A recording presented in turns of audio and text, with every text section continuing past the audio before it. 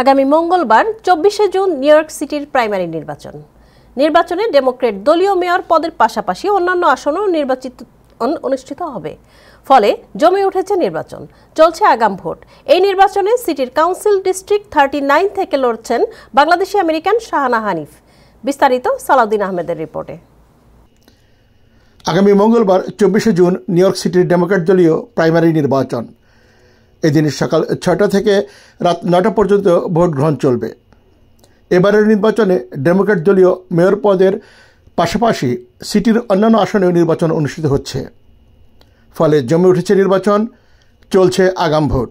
Pleasure to be here with you on the last day of early voting, because we are 2 days away from election day. And let me tell you, we are 2 days away from making history. মঙ্গলবারের নির্বাচনে council district 39 থেকে পুনরায় লড়ছেন Bangladeshi American city council সদস্য শাহানা হানিফ।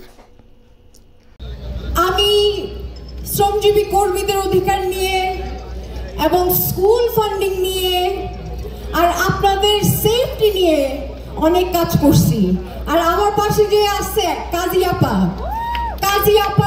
এবং আরো অনেক অনেক মানুষ আমাকে যদি সহযোগিতা না করতো আমি এত দূরে আসতে পারতাম না।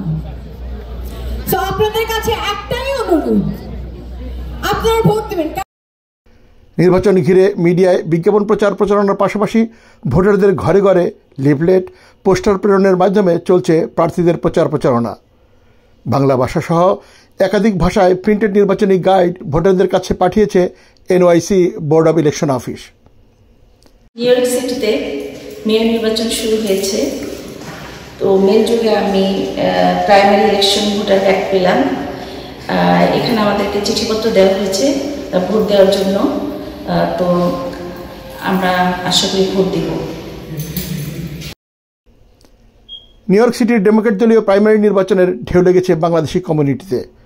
মেয়র পদের মূল দুই প্রতিদ্বন্দ্বী সাবেক গভর্নর অ্যান্ড্রু কুমো ও স্টেট অ্যাসেম্বলিম্যান জোহরান মামদানির সমর্থনে চলছে বাংলাদেশিদেরও প্রচারণা। প্রার্থীদের প্রত্যাশা সকলেই ভোটাধিকার প্রয়োগ করে যোগ্য প্রার্থীকে নির্বাচিত করবেন। Salauddin Ahmed, Time television, New York.